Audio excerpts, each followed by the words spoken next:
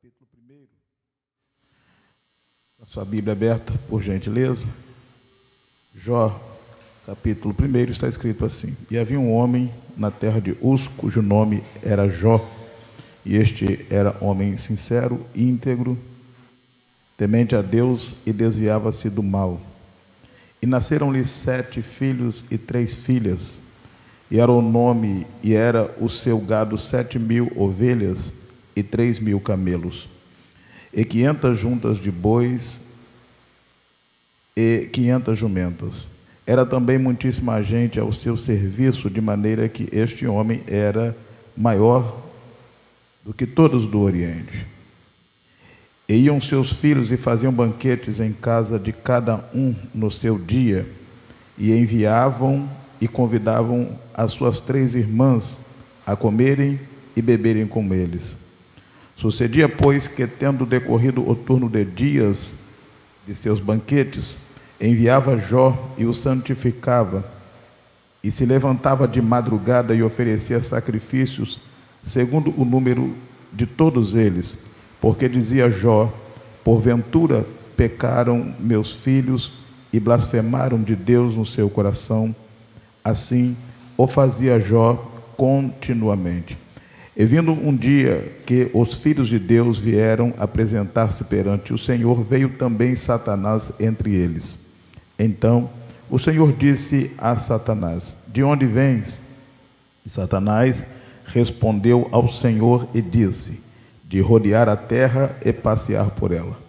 E disse o Senhor a Satanás: observaste tu o servo Jó?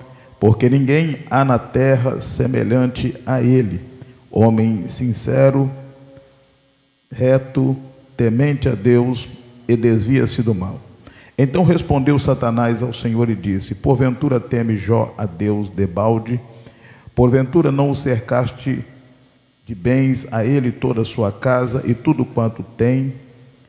A obra de suas mãos abençoaste, e o seu gado está aumentando na terra. Mas estende a tua mão e toca-lhe em tudo quanto tem, e verás se não blasfema de ti na tua face. Disse o Senhor a Satanás: eis que tudo quanto tem está na tua mão, somente contra ele não estendas a tua mão. E Satanás saiu da presença do Senhor. Sucedeu um dia em que os seus filhos e suas filhas comiam e bebiam vinho na casa de seu irmão primogênito, que veio um mensageiro a Jó. Ele disse: os bois lavravam e as jumentas pasciam junto a eles, e eis que deram sobre eles os sabeus e os tomaram, e aos moços feriram ao fio da espada, e eu somente escapei para trazer-te as novas. Estando este ainda falando, veio outro e disse: fogo caiu do céu, e queimou as ovelhas e os moços, e os consumiu, e só eu escapei para trazer-te as novas. Estando ainda este falando, veio outro e disse: ordenaram os sabeus 3 bandos, deram sobre os camelos e os tomaram, e os moços feriram ao fio da espada, e só eu escapei para trazer-te as novas. Estando ainda este falando, veio outro e disse: estando os teus filhos e tuas filhas comendo e bebendo vinho em casa de seu irmão primogênito, eis que um grande vento sobreveio da além do deserto, e deu nos 4 cantos da casa. A casa caiu sobre os jovens, e morreram, e só eu escapei para trazer-te as novas. Então Jó se levantou, e rasgou o seu manto, e raspou a sua cabeça, e se lançou em terra, e adorou. E disse: nu saí do ventre de minha mãe, e nu tornarei para lá. O Senhor o deu, o Senhor tomou, bendito seja o nome do Senhor. Em tudo isto Jó não pecou, nem atribuiu a Deus falta alguma. Eu quero convidar os irmãos ainda para nós lermos capítulo 2, versículo de número 8 até o versículo 10. E Jó, tomando um pedaço de telha para raspar com ele as feridas, assentou-se no meio da cinza. Então sua mulher lhe disse: ainda retens a tua sinceridade? Amaldiçoa a Deus e morre. Mas ele lhe disse: como fala qualquer louca, assim falas tu. Recebemos o bem de Deus e não receberemos o mal? Em tudo isto não pecou Jó com seus lábios. Tome assento, por favor. Louvado seja para sempre o nome do Senhor. Meus irmãos, antes de estar ministrando a palavra do Senhor, eu quero louvar a Deus pela vida do anjo desta igreja, pastor Vanderlei, sua digna esposa, irmã Milka, e também seus filhos, a nossa irmã Isabelle e o Eliabe. Não é isso? Isabelle está aí hoje e o Eliabe está fazendo a prova do Enem, não é isso? Deus continue abençoando esta família com as mais ricas bênçãos dos céus. Quero estender ainda a minha gratidão à família do meu amigo, meu irmão Jacó, né? Que é o Jaconias, que nos recebeu com tanto carinho, ele e a sua esposa, irmã Sheila. E eu estou reparando desde ontem que vocês estão vindo uniformizados, né? Os dois dizendo: onde tu fores, irei eu, onde tu pousares, pousarei eu. O teu povo é o meu povo, o teu Deus é o meu Deus. Está muito bonito isso. Deus continue abençoando vocês, continuem fechando um com o outro, e já deu tudo certo. Amém? Louvar a Deus também pela família da irmã Lidiane, irmão Bruno, essa família amada do nosso coração, que são mineiros, estão tentando ser capixaba, e eu já declarei que eles não vão conseguir. Amém? E louvar a Deus também por todas as famílias que aqui estão nessa manhã. Enquanto eu estou mencionando essas famílias, sinta-se também abraçado por esta saudação. Queridos, por gentileza, redobrem as vossas atenções e eu vou ser breve para nós, então, entendermos o que Deus quer falar conosco nesta manhã. O livro de Jó é o livro mais antigo de toda a Bíblia. Algumas pessoas pensam que é o livro de Gênesis, que é o livro mais antigo, mas é o livro de Jó, que é o livro mais antigo da Bíblia. Jó, ele foi escrito e retrata um período antes da lei, antes de Moisés, antes de haver sacerdote, antes de haver templo. Jó é mencionado neste período. E é interessante que nós podemos perceber no livro de Jó que antes da lei, antes do sacerdote, antes do templo, já havia um homem que nutria comunhão e consagração com Deus. É importante nós percebermos isto para nós entendermos que nós temos hoje o templo, nós temos um pastor, nós temos a Bíblia para nós lermos impressa, porém, a nossa comunhão com Deus vem antes do templo, vem antes do pastor, vem antes até mesmo da Bíblia Sagrada. A nossa comunhão com Deus, ela é algo tão profundo e tão intenso que estas coisas completam a comunhão que nós temos com o Senhor. É interessante que o texto que nós lemos, ele vai retratar algumas características de Jó. A primeira é que o nome dele é Jó. A segunda é que ele mora em Ur dos caldeus, ou Uz, que é a mesma coisa, a mesma região. Jó morava ali. E é interessante que logo depois o texto vai mencionar que Jó, ele era o homem mais rico do Oriente. A Bíblia diz que ele tinha 7.000 ovelhas, 500 juntas de boi, 500 juntas de jumentas, muitos servos ao seu serviço. Porém, é importante você perceber, no texto que nós lemos, que antes da Bíblia mencionar os seus gados, seus servos, todo o seu dinheiro e a sua fazenda, a Bíblia menciona os seus filhos, a Bíblia menciona a sua família. É interessante dizer à igreja aqui nesta manhã que naquele tempo a prosperidade de um homem era medida pelos bens que ele possuía, o quanto de gado, o quanto de fazenda, o quanto de terras ele possuía. Mas também a prosperidade de um homem era medida pela quantidade de filhos que aquele homem tinha. E Jó, quando tem 10 filhos, 7 filhos e 3 filhas, ele está nos mostrando aqui a sua prosperidade. Mais do que isto, a Bíblia está mostrando a prosperidade de Jó. Além disso, a Bíblia está mostrando que a prosperidade de Jó não está apenas nos bens, apenas nos gados, apenas nos servos. A prosperidade de Jó está na sua família. Tanto é que, se você atentar para a revelação do texto, e o Espírito que inspirou este texto faz questão de colocar as coisas em ordem.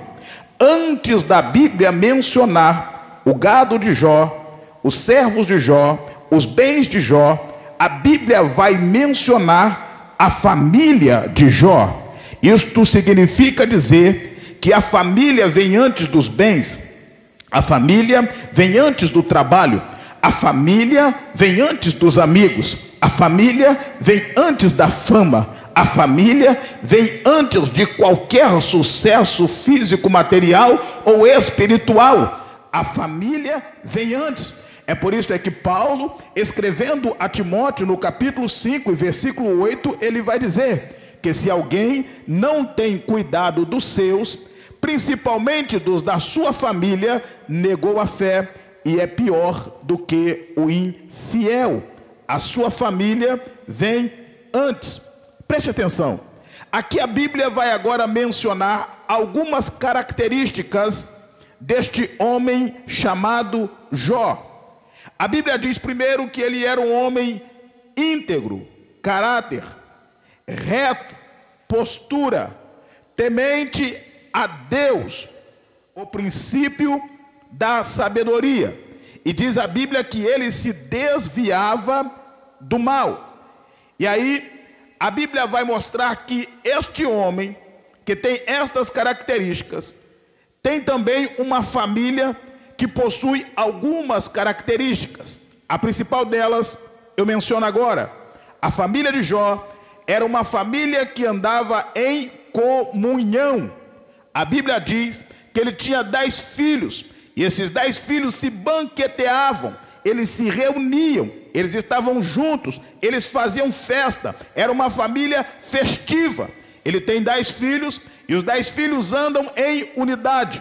Todos nós que aqui estamos e que temos filhos sabemos que quando você tem um filho, 2 filhos, 3 filhos, é difícil não ter um certo atrito.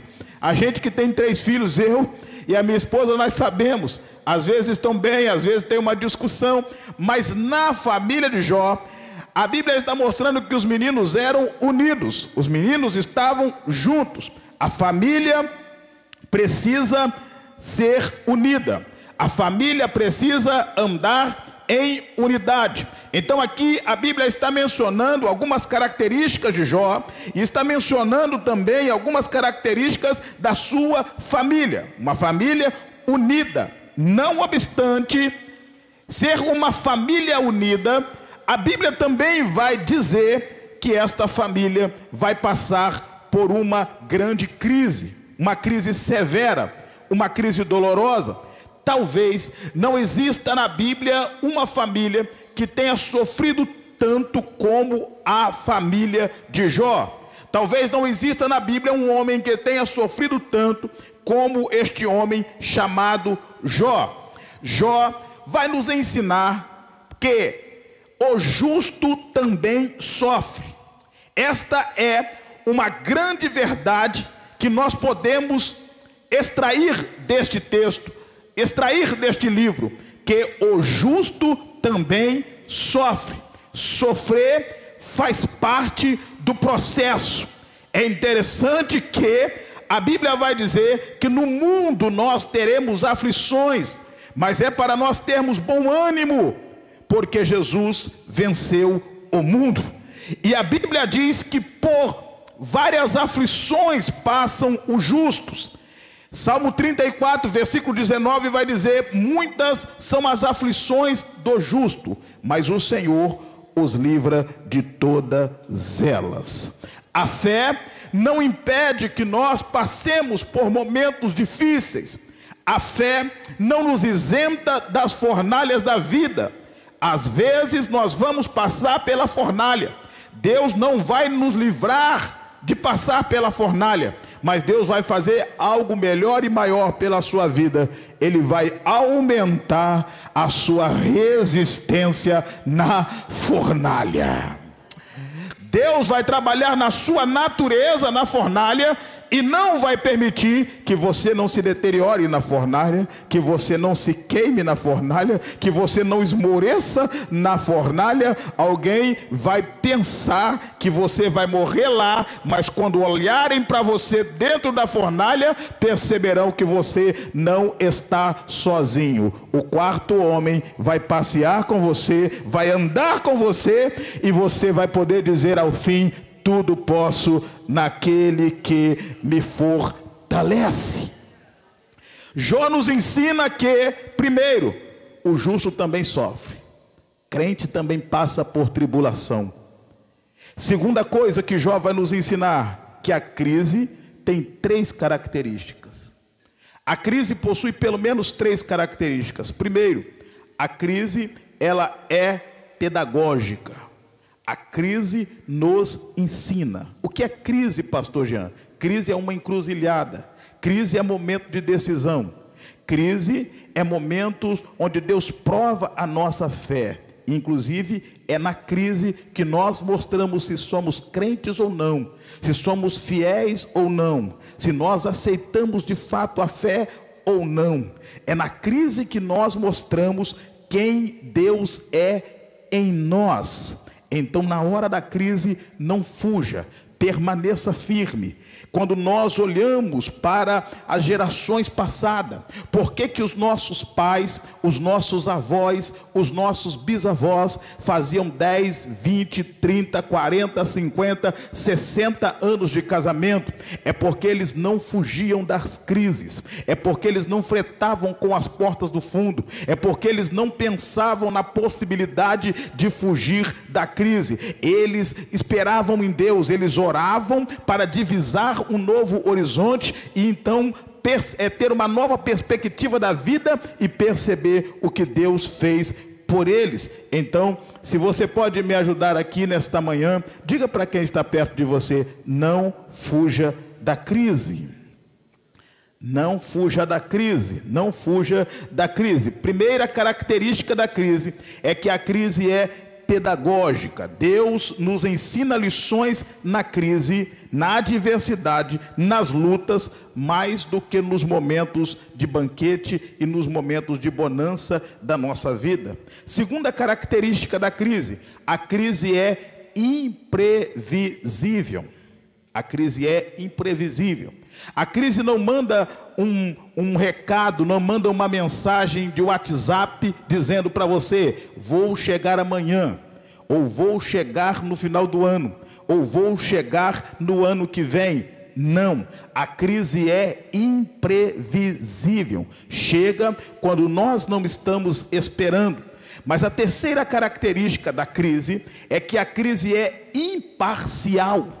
A crise é imparcial. Ela vem para velhos e novos, grandes e pequenos, ricos e pobres, analfabetos e letrados. A crise vem para todos. A crise testa a nossa resistência. A crise testa a nossa fé. A crise testa a nossa estrutura. É por isso que Jesus disse em Mateus capítulo 7, que o homem que ouve as suas palavras é semelhante ao homem sensato, que edificou a sua casa sobre a rocha. Caíram as chuvas, transbordaram os rios, o vento deu com ímpeto contra a casa, mas ela resistiu, porque ela estava edificada sobre a rocha. É na crise que Deus vai demonstrar para o mundo, para Satanás, que a sua casa está edificada sobre a rocha. Louvado seja o nome do Senhor. Mas eu gostaria de, nesta oportunidade, em rápidas palavras, entender com os irmãos que o livro de Jó nos ensina como nos comportarmos antes da crise, durante a crise e depois da crise. Jó vai nos ensinar aqui estas 3 lições: como nos comportarmos antes da crise, durante a crise e depois da crise. A primeira coisa que Jó me ensina, irmão Jaconias, é como se comportar, irmã Lidiane, antes da crise. E como é que Jó se comporta antes da crise? Jó se comporta como um homem temente a Deus, que se desvia do mal. E é importante você perceber, olhem para cá e redobrem as vossas atenções, que no capítulo 1 e no versículo 1, quem está narrando que Jó é sincero, temente a Deus e se desvia do mal, é o escritor do livro, é um homem, é quem está escrevendo o livro. Porém, no versículo 8, quem vai relatar que Jó é sincero, temente a Deus e que se desvia do mal, é o próprio Deus. Ou seja, a Bíblia está nos mostrando que Jó, antes da crise, é alguém que é reconhecido pelo homem e também é reconhecido por Deus. Reconhecido pelo homem e também reconhecido por Deus. Jó está nos ensinando que é possível alguém ser reconhecido pelo homem, mas não ser reconhecido por Deus. Porém, existe como ser reconhecido pelo homem e também ser reconhecido por Deus. Nós precisamos entender que mais importante do que ser reconhecido pelos homens é ser reconhecido por Deus. É ser reconhecido por Deus. Aí a Bíblia vai nos dizer que este homem, que é reconhecido pelos homens e que é reconhecido por Deus, ele sabe como se comportar antes da crise. Olha como Jó se comporta. No versículo de número 5, a Bíblia diz que ele se levantava de madrugada. Isto é se preparar para a crise, irmão. Ele se levantava de madrugada, depois que os seus filhos banqueteavam-se, e diz a Bíblia que ele então oferecia sacrifício pelos seus filhos. E diz a Bíblia que ele oferecia por cada um deles, isto antes da crise. Jó tinha 10 filhos, e Jó tinha o cuidado de oferecer pelo primeiro, oferecer pelo segundo, oferecer pelo terceiro. Não ficava nenhum sem que Jó oferecesse sacrifício. Irmão, se existe uma palavra que se aplica bem à família, é a palavra sacrifício. É a palavra sacrifício. Quem não está disposto a sacrificar não pode ter família. E não existe família sem sacrifício. Jó está nos ensinando isso. Quer ter família, tem que estar disposto a sacrificar. Oh glória! Tem que estar disposto a sacrificar. Infelizmente hoje, as pessoas no âmbito familiar estão cansadas de sacrificar. Algumas estão frustradas, não querem mais sacrificar. Isto porque no âmbito familiar nós temos que lidar com gente. Ontem eu estava ainda conversando com uma irmã aqui, ela estava falando sobre os eletrônicos, como que os eletrônicos têm escravizado as pessoas, e eu estava dizendo para ela, a máquina dá respostas rápidas para nós, o ser humano dá respostas lentas para nós. Às vezes nós não precisamos da mesma paciência para lidar com o ser humano e lidar com a máquina. A máquina é mais rápida, o ser humano é mais lento. Isso tem causado confusão nos relacionamentos. Mas na família é necessário que haja sacrifício. E aí o que acontece? Algumas pessoas estão desanimadas de sacrificar, porque lidar com o ser humano não é brincadeira. Lidar com o ser humano não é fácil. A mãe se sacrifica. Quer ver uma coisa? Mãe que lava a louça, que lava a roupa. Aí a mãe lava a louça todinha. Aí o filho vem, pega um copo, bebe a água e deixa o copo em cima da pia. Aí a mãe diz: eu estou cansado de me sacrificar, porque esse meu filho vem e não valoriza o que eu faço. E ainda por cima, quando a mãe vai reclamar, o filho às vezes diz assim para a mãe: mãe, louça é igual às misericórdias do Senhor, elas se renovam todos os dias. Aí a mãe vai cansando de sacrificar. É o pai que vai cansando de sacrificar pelo filho que não valoriza. É o esposo que vai cansando de sacrificar pela esposa que não valoriza ele sair de manhã, ir para o trabalho, ganhar o pão, pagar as contas.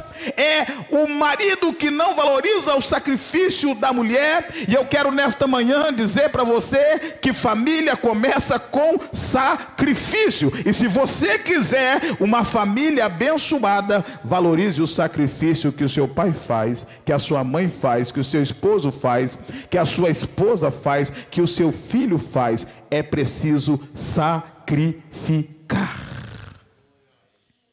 É interessante que sacrifício fala de abrir mão de algo importante. Sacrifício fala de abrir mão de algo valoroso. Sacrifício fala de abrir mão de algo que tem valor para nós. Quantas pessoas hoje na família já não querem mais sacrificar? São egoístas, são egocêntricos, não querem sacrificar, não querem abrir mão. Se você não está disposto a abrir mão, a sacrificar pela sua família, então você não merece ter uma família.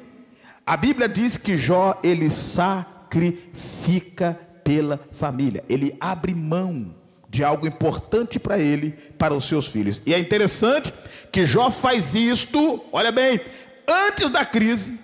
E é de madrugada, irmão. É de madrugada, que exige esforço, que exige disposição. Jó faz isso de madrugada. Isso fala de antecipação, sacrifício. Deixa eu dizer uma coisa para você.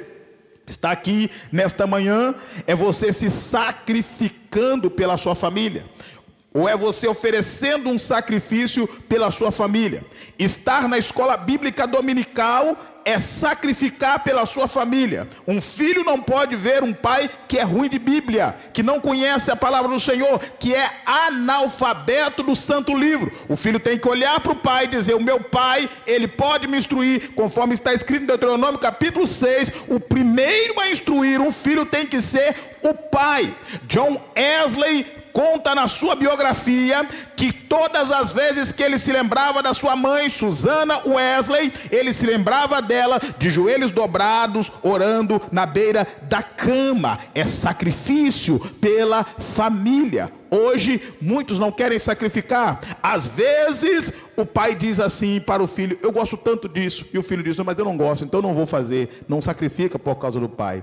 Às vezes o marido diz para a mulher: eu gosto tanto disso. E a mulher, em vez de dizer: então eu vou sacrificar por causa de você, ela diz: eu não vou fazer porque eu não gosto. Então o egoísmo tem tomado conta. Mas não existe família sem sacrifício.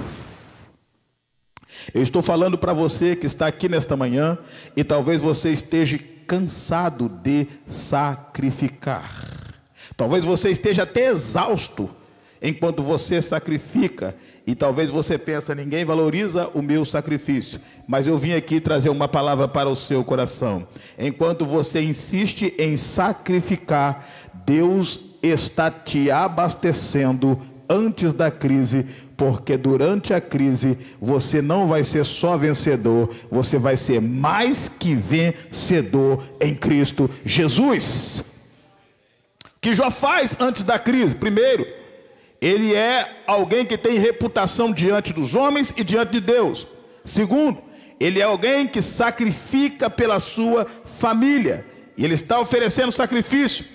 Agora preste atenção o que é que Jó faz durante a crise. Aqui eu quero estender-me um pouco mais para que os irmãos entendam como se comportar na hora da crise. Jó, ele passou por crises financeiras, passou por crises familiares, crise na saúde, crise nos relacionamentos. Jó passou por diversas crises, mas como é que Jó se comporta durante a crise? O versículo de número 20 de Jó, capítulo 1, está dizendo assim: então se levantou Jó. Então se levantou Jó. Então se levantou Jó. Quando a Bíblia traz a expressão então se levantou, isto significa que em um determinado momento ele estava triste, ele estava para baixo, ele estava caído, ele estava cansado, ele estava cabisbaixo, mas isto durou apenas um momento, porque a Bíblia vai dizer: então se levantou Jó. Eu quero te dizer aqui nesta manhã que nós não estamos livres de vivermos tristes, de passarmos um momento triste, melhor dizendo. Nós não estamos livres de chorarmos, nós não estamos livres de vivermos um momento de abatimento, mas isto não pode durar toda a vida. Por quê, pastor? Porque está escrito: o choro pode durar uma noite, mas pela manhã a alegria vem. A Bíblia diz no Salmo 37 que os passos de um homem bom são confirmados pelo Senhor, e ainda que caia, não ficará prostrado, porque Deus o sustém. É Deus quem levanta o justo. A Bíblia diz que por 7 vezes cairá o justo, Provérbios 24, mas ele se levantará. Os perversos caem e são derribados pela calamidade, mas os justos podem cair 7 vezes, mas 7 vezes o Senhor levanta. A Bíblia está dizendo: então se levantou Jó. É manhã de você se levantar aqui. Eu não sei qual é a crise que você está enfrentando. Eu não sei se você está enfrentando uma crise familiar. Eu não sei se você está enfrentando uma crise conjugal. Eu não sei se você está enfrentando uma crise financeira. Eu não sei se você está enfrentando uma crise na sua saúde. Mas eu vim de Juiz de Fora para trazer uma palavra ao seu coração. É manhã de se levantar. É manhã de se levantar. Deus não quer te ver prostrado nesta crise. O texto está dizendo: então se levantou Jó. E sabe o que é interessante no texto? É que o texto diz assim: então Jó se levantou. Diga: então Jó se levantou. Isso me faz lembrar de Davi. Quando você lê 1 Samuel capítulo 30, temos ali também uma crise familiar. A Bíblia diz que Davi morava em Ziclag, irmã Milka. E diz a Bíblia que a família de Davi e a família dos homens de Davi foram levados como escravos. Não existe um texto dramático tão severo e tão dramático como este, em que os filhos são levados como escravos nas Sagradas Escrituras. Os filhos de Davi são levados como escravos, as suas mulheres como escravos, a família dos seus homens levados como escravos. Quando eles chegam em Ziclag, a Bíblia diz que eles começam a chorar, ao ponto dos homens se desesperarem e quererem apedrejar Davi. E a Bíblia diz no texto que Davi chora e chora até não ter mais força para chorar. Porém, no versículo 6, o texto vai trazer algo que abala o inferno. O texto vai dizer assim: Davi se reanimou no Senhor. Quando o diabo pensou que Davi ia permanecer prostrado, quando o diabo pensou que Davi ia esmurecer, desistir de tudo, jogar a toalha, abandonar, Davi, o texto diz, porém Davi se animou no Senhor. O que tem a ver o texto de 1 Samuel 30 com Jó, capítulo 1? O texto diz: Jó se levantou. O texto diz: Davi se reanimou. O texto está dizendo que foi Jó que se levantou. O texto está dizendo que foi Davi que se reanimou no Senhor. Talvez você esteja esperando alguém ir na sua casa, um sacerdote, um profeta, um levita. Talvez você esteja esperando um amigo, mas o texto está dizendo que é você que tem que se levantar. É você que tem que dizer: na minha casa não, Satanás. Vai bater em retirada hoje. É você que tem que dizer: na minha casa não. Se até aqui eu não orei como deveria orar, hoje eu vou orar. Se até aqui eu não jejuei como deveria jejuar, hoje eu vou jejuar. Se até aqui eu não levantei com a autoridade que Deus me deu, hoje eu vou me levantar. Nesta manhã, o Espírito de Deus comunica força a você, a sua alma e ao seu espírito, para você se levantar. Quantos recebem esta palavra aqui? Levante a sua mão e glorifica o nome de Jesus. O texto está dizendo: então se levantou Jó. Como é que se comporta na hora da crise? Você veio aqui nesta manhã para aprender isso. Primeiro, se levante. Depois a Bíblia diz que Davi rasgou o seu manto, raspou a sua cabeça, lançou-se sobre a terra e lançou pó sobre si. O que é que isso quer dizer, pastor Jean? Isto fala de humilhação. Jó está se humilhando. E Jó está dizendo para Deus: diante deste momento de calamidade na minha casa, na minha família, eu me humilho diante da face do Senhor. Humilhação. O que é humilhação? É nós reconhecermos quem nós somos diante de Deus. Humilhar-se significa você dizer: eu não tenho, mas Ele tem. Eu não posso, mas Ele pode. Eu não sou, mas Ele é. Humilhar-se significa você dizer: eu estou embaixo, Ele está em cima. Eu sou homem, Ele é Deus. Eu sou servo, Ele é Senhor. Eu sou filho, Ele é pai. Eu sou vaso, Ele é o oleiro. Eu sou limitado, mas Ele é todo poderoso. Eu sou homem, mas Ele é Deus. Humilhação. Lutero chega a dizer o seguinte, preste atenção: Deus cria a partir do nada. E enquanto o homem não se reconhecer nada, Deus não pode fazer nada por ele. Tem gente que, passando pelo momento de crise, ao invés de se humilhar, se torna mais soberbo. Tem gente passando por momentos de crise, se torna mais altivo. Aí é que mete os pés pelas mãos, que diz respeito a autoridades ministeriais, pastores, amigos, que vira as costas para as pessoas. Mas a Bíblia está nos ensinando através de Jó, que diante da crise nós devemos nos humilhar. Devemos nos humilhar. E outra coisa que o texto nos ensina é que nem todo mundo aprende com a crise. Tem gente que na hora da crise fica pior, mas tem gente que na hora da crise é igual o vinho bom, fica melhor. Fica melhor. Nós vamos ver na Bíblia que Pedro negou, Judas traiu. Judas foi se enforcar, mas Pedro se levantou daquele momento de crise para ser o pastor da igreja, para vencer aquela crise.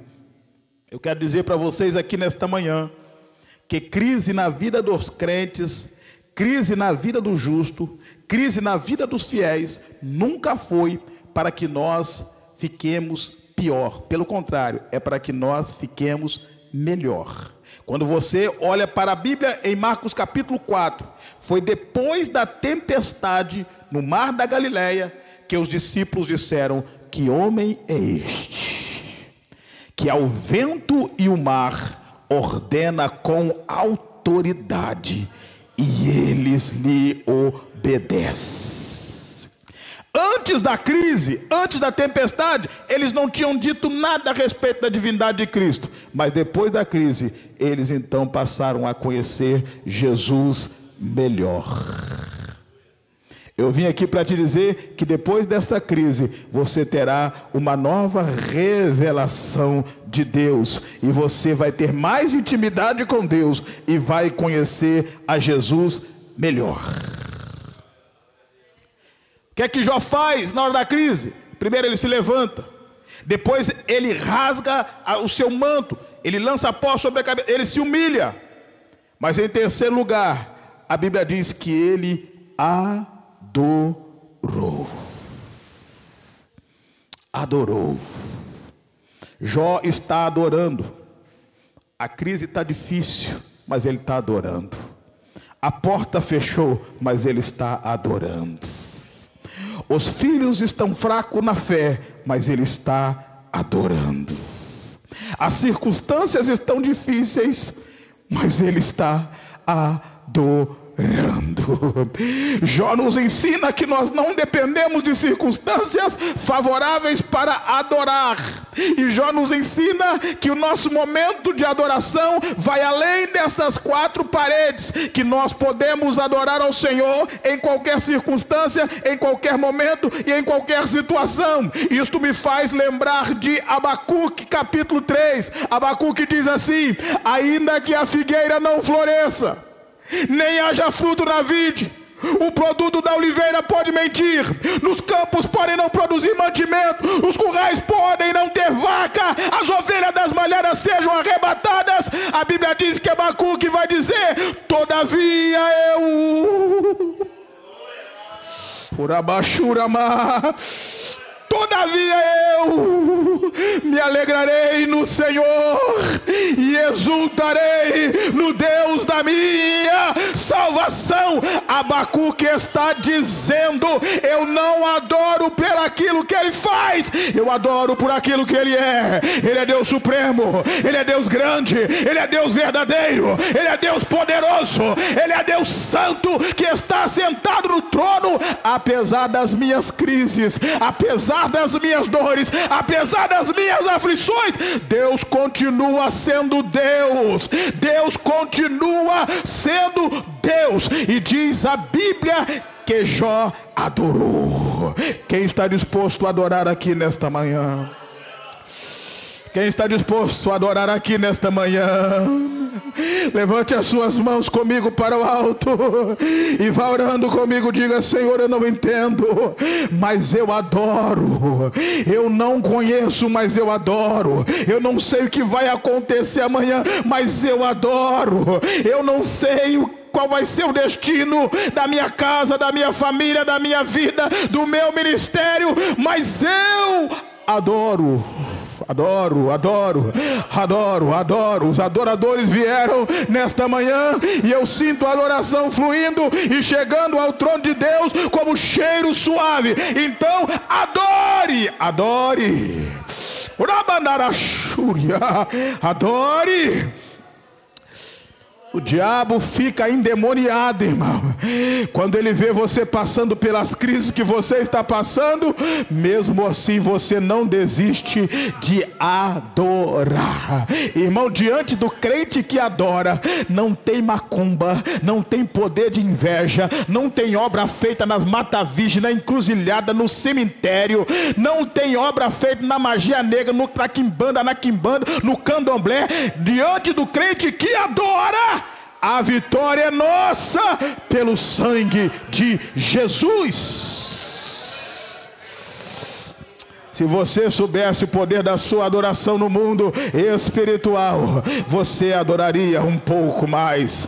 Se você soubesse o poder da sua adoração no mundo espiritual, você adoraria um pouco mais. Deus está comunicando ao meu coração aqui nesta manhã. Havia um decreto de morte decretado, mas porque ela adorou, porque ele adorou, eu despachei algo no céu. E porque você está adorando, ele veio, ele veio. Urabashuremaia, Uramandarabashandarabia, Uramandarabashandarai. Ele veio.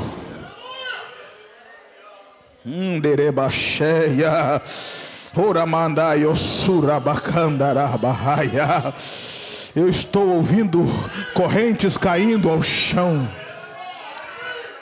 Eu estou ouvindo correntes caindo ao chão.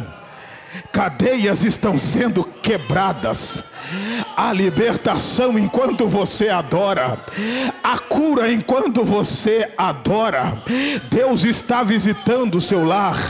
Deus está indo aonde você não pode ir. Deus está tirando o que você não pode tirar. Deus está acrescentando o que você não pode acrescentar. Deus está fazendo o que você não pode fazer.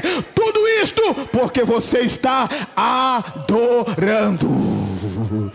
Adorando, adorando, adorando, adorando. Enquanto eu estou falando, tem gente aqui dizendo ainda: Senhor, eu não estou entendendo nada, mas eu te adoro. Eu te adoro. Eu te adoro. Tá doendo, mas eu te adoro. Tá triste, mas eu te adoro. Tá difícil, mas eu te adoro. Oh glória, o Espírito de Deus encontrou adoradores aqui nesta manhã. Quem tem glória dá glória, quem tem aleluia dê aleluia, quem tem línguas estranhas fala em mistério com Deus, porque Deus encontrou o que Ele procura. A Bíblia diz que Ele procura adoração, não, adoradores que o adorem em espírito e em verdade. Orabacharabacandarabahaia.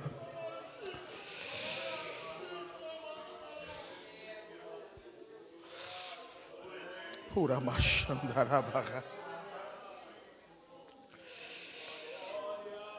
É assim que se comporta o justo na hora da crise. É desse jeito. Deixa as lágrimas correrem. A Bíblia diz: da fraqueza tiraram forças, na batalha se esforçaram, puseram em fuga o exército do inimigo. É assim que você está colocando em fuga o exército do teu adversário, enquanto você está adorando.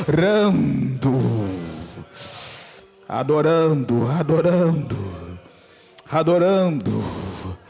Como Jó se comporta na hora da crise? Fica em casa? Não, vai para a consagração. Deixa de estar nos cultos de ensino? Não, vai para a igreja. Como Jó se comporta na hora da crise? Vira as costas para tudo e para todos? Não, convoca as irmãs da oração. Vamos para casa, vamos orar, vamos adorar, vamos buscar ao Senhor. Oh glórias, oh glórias. Lá em Juiz de Fora eu tenho duas casas. A primeira eu aluguei quando fui para Mar de Espanha para fazer a obra do Senhor. A segunda é a que nós ficamos quando a gente vai de Mar de Espanha para Juiz de Fora. Eu aluguei a casa de baixo para crente, irmão, e quem mora em cima é crente. E sabe uma coisa que me impressiona, Lidiane? De vez em quando, de madrugada, Simone sabe disso, a gente ouve uns barulhinhos assim, ó, embaixo e em cima. Aí quem está embaixo marcha, quem está em cima marcha, e a gente vai adorando a Deus mesmo diante da crise. Diante da crise. Tem vezes que eu chego em casa, eu estou cansado, aí a vizinha de baixo começa a marchar, falar em língua estranha, começa a orar, aí eu já falo assim: está na hora de levantar. Aí Jeová me levanta e eu vou orar. É gente orando embaixo, é gente orando em cima. É assim que o justo se comporta na hora da crise. Abra essa boca na hora da crise, meu filho. Abre essa boca na hora da crise, minha filha. Abra esta boca. Se não der para orar, chore, mas abra esta boca na hora da crise. Olha como Jó se comporta na hora da crise. O texto diz que ele se levantou. É hoje que você vai se levantar, irmão. O diabo vai se assustar com você quando você entrar na sua rua. Quando você chegar na sua casa, você não vai chegar do mesmo jeito. Qualquer um que olhar vai entender. Ela se levantou. Ele se levantou. Não é mais o mesmo. Deus sabe a potencialidade que você tem. O adversário da sua alma também sabe quem você é quando você está de pé. Jó se levantou. Jó rasgou as suas vestes, Jó adorou. E olha aqui que coisa interessante, olha como Jó se comporta. A Bíblia diz que Jó exclamou: nu saí do ventre da minha mãe, nu eu voltarei para lá. É uma linguagem poética. Deus me deu, Deus tomou, bendito seja o nome do Senhor. O segredo na hora da crise é você entender que nada do que nós temos é nosso. Tudo que nós temos é de Deus. Vamos para a Bíblia? Romanos 11:36. Porque dele, por ele e para ele são todas as coisas. O filho é dele.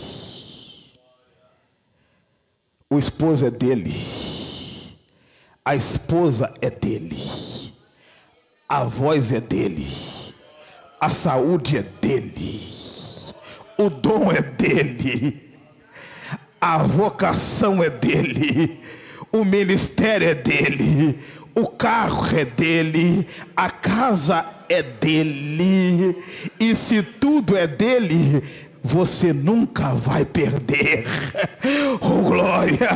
Diga isso para o crente que está do seu lado. Se tudo é dele, você nunca vai perder. Jó está dizendo: Deus me deu, Deus tomou, é dele, por ele, para ele. Versículo 22, e aqui eu encerro. Em tudo isto, Jó não pecou e nem atribuiu a Deus falta alguma. Oh glórias! Em tudo isto Jó não pecou. Tem gente se refugiando no pecado na hora da crise.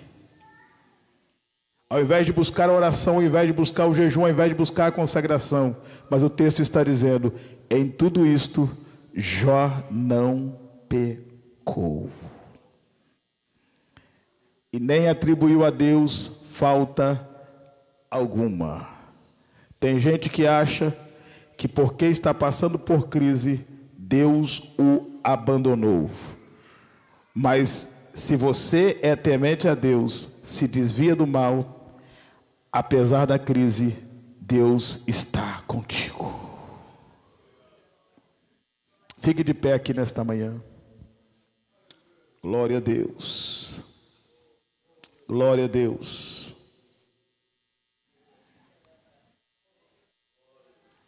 Então Jó se levantou.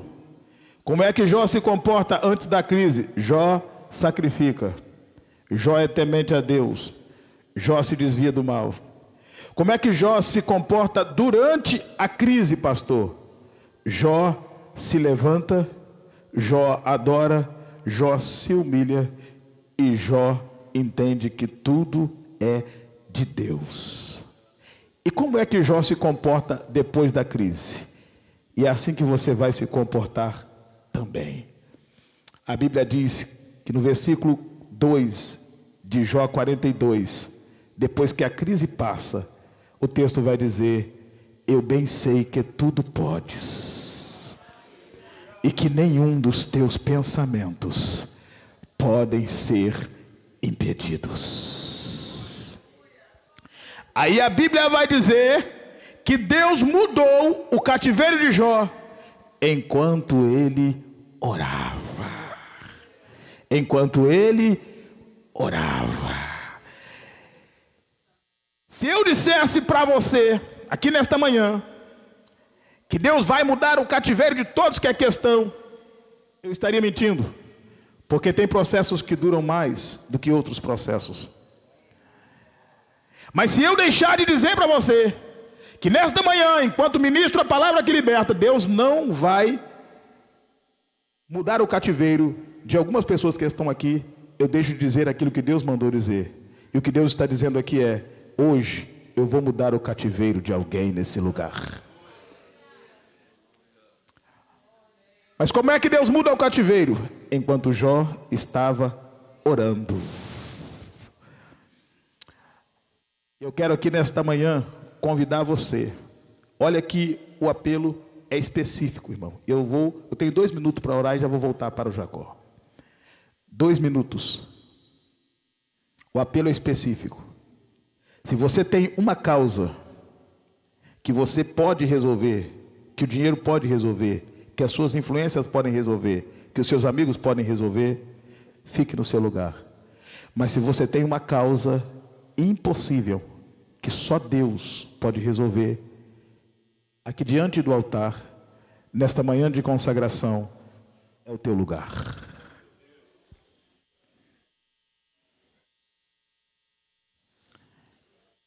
Eu vou orar com a fé que Deus tem me dado. Por onde tenho passado, tenho ouvido constantemente que Deus ainda faz milagres. Aleluia. Venha adorando, irmão. Venha adorando. Venha adorando. Venha adorando. Venha adorando. Venha adorando. Porque Deus vai fazer algo aqui. E eu já estou em batalha pela sua vida, pela sua causa, pela sua casa, pela sua necessidade. Mas eu preciso que você adore. Eu preciso que você adore. Eu preciso que você reconheça que você não pode fazer nada, mas que quando os seus recursos se esgotam, você é um forte candidato para o milagre da parte de Deus. Eu preciso que você reconheça que as suas forças são limitadas, que você não pode, mas Deus pode. E enquanto isso, vá adorando. E vai dizendo: Senhor, eu entendi a tua mensagem, eu entendi a tua palavra. Está difícil, mas eu te adoro. Sou limitado, mas eu te adoro. Está doendo, mas eu te adoro. Vá adorando, vai fazendo como Jó. Porque eu tenho uma palavra de Deus para alguém aqui nesta manhã. Deus não apenas vai mudar o seu cativeiro, Deus vai testificar da sua história daqui a pouquinho.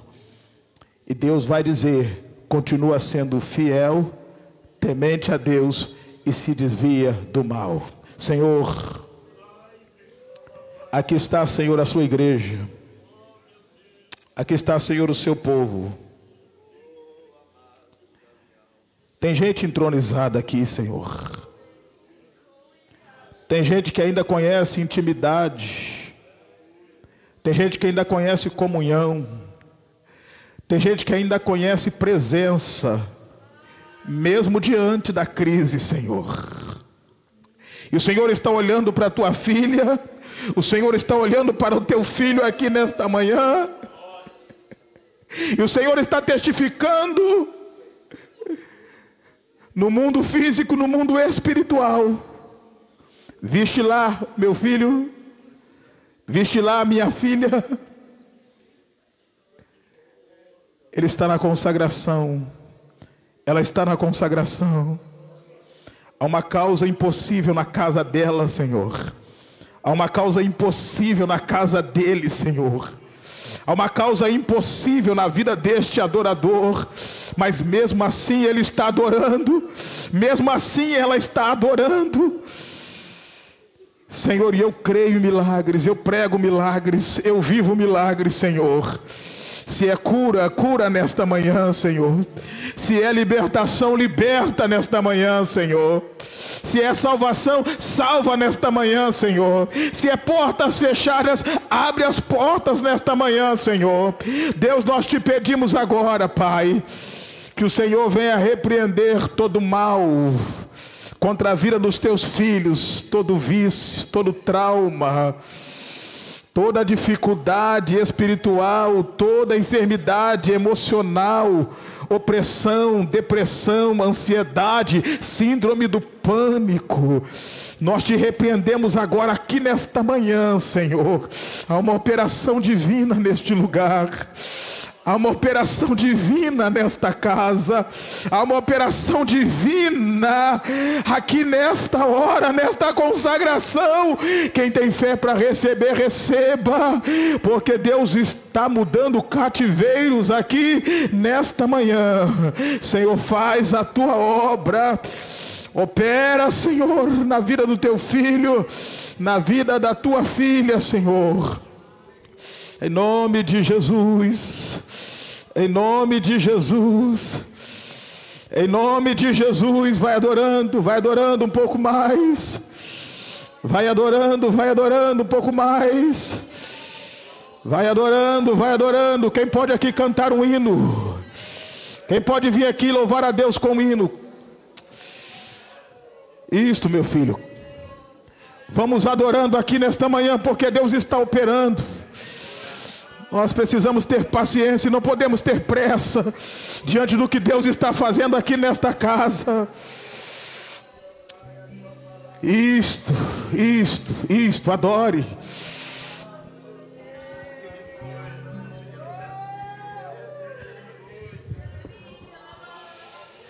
Olha o que Deus está fazendo aqui.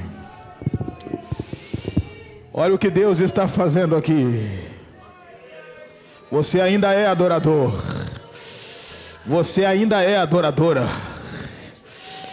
Você ainda conhece intimidade com Deus. Você ainda conhece comunhão com o céu. Essa luta não te destrói. Essa luta não te mata. Pelo contrário, essa luta te fortalece. Oh, glória. Tem alguém pensando que você vai morrer. Pelo contrário, vai sair mais crente. Deus vai entregar na sua mão aquilo que você não poderia alcançar pelos seus próprios recursos. Marque essa data na sua agenda. Aí aonde você puder registrar, registre. Porque o Deus de Jó visitou esta casa. Oh, glória.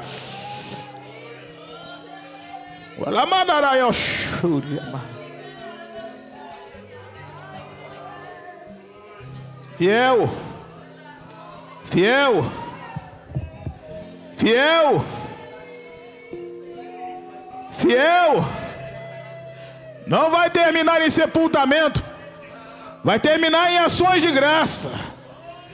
Prepara o culto da vitória.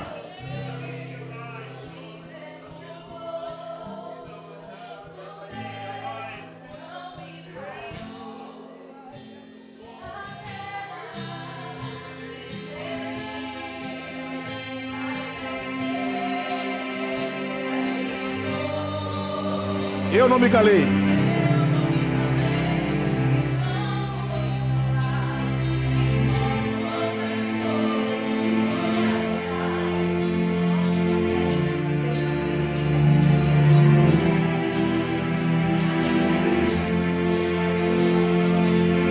Então Jó se levantou.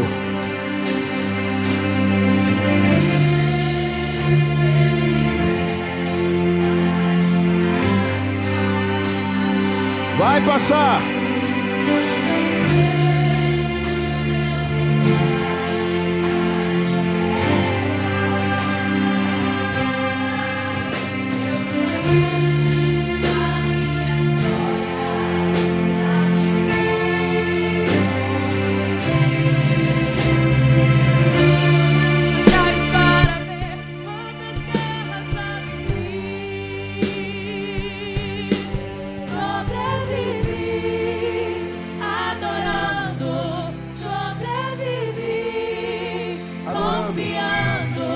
Sobrevivi, não desisti.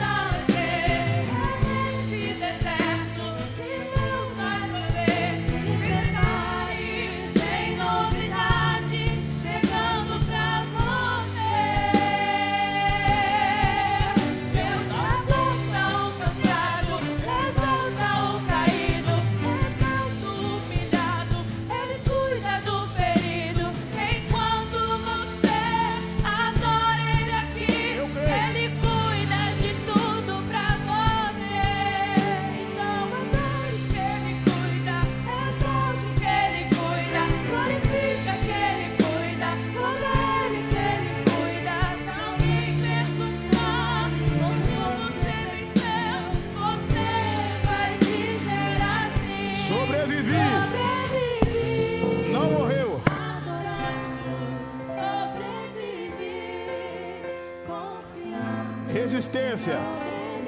Receba resistência da parte de Deus aqui nesta manhã.